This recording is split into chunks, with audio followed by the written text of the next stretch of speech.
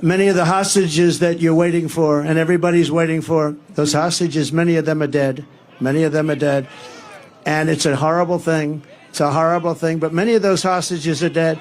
And that's why when you see these negotiations where Hamas is like not getting back, they're saying, man, we could make a good deal, but these people are no longer alive. When I saw the way they were treated, when I saw they were thrown into the cars and how horribly they were treated, there's no way that those hostages, and some will be alive, but many of those hostages are dead. It's a very serious, horrible thing. It would have never happened if the election weren't rigged. It would have never happened if I were your president. They would have never done it.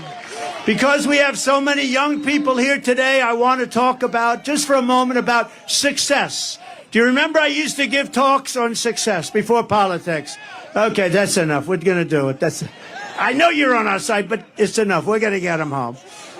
It's a rough situation. But remember, we used to give talks on success for the learning addicts and for others. And I used to do that before politics, and maybe it's one of the reasons I went in.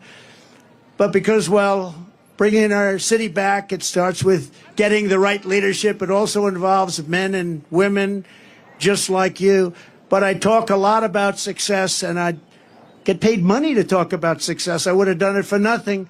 But then because of politics, and if you take a look, because of politics, I stopped doing that. But I think we're in the Bronx. We have young people, people that aspire to success.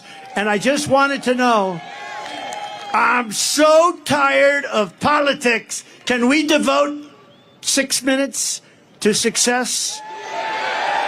Okay. So, for all of you young people, I think it's, look, I've been through tremendous, I've had great success. I've had it in entertainment, I've had it in business, I've had it in politics. I ran for office. What office did you run for? President? How'd you do? I won. Actually, I won twice. We did much better the second time, so. We got millions more votes the second time. But it doesn't compare to this time. There is so much more. We had tremendous enthusiasm when I don't call her Crooked Hillary anymore. I call her Beautiful Hillary because I took crooked and used it for Joe.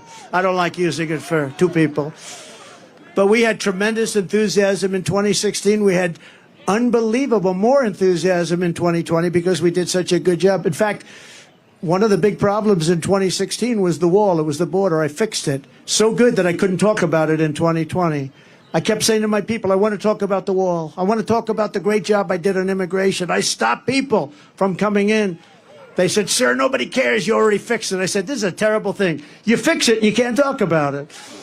But let's talk about, for the young people, just to listen for a couple of minutes, because we've been talking about politics so long, I'm OD'd. You know what that means? I'm OD'd on politics.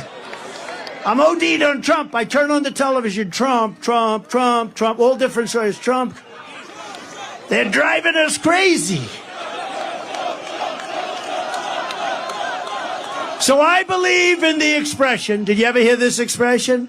The harder you work, the luckier you get. You know who said that? A great golfer named Gary Player. He was smaller than other golfers, but he worked harder than other golfers. And he ended up with the most career wins of any golfer. He ended up with 9 majors. And, he was small in stature, but big right up here. But he made that say, it was the first time I ever heard about it. He said, it's a funny thing happens.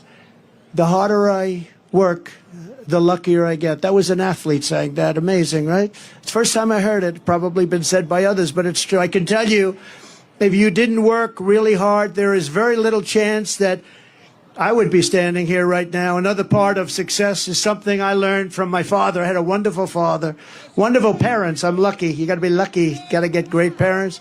If you're going to spend your life working really hard, you have to love it. You have to pick something that you really enjoy. Sometimes your parents will say, don't do that.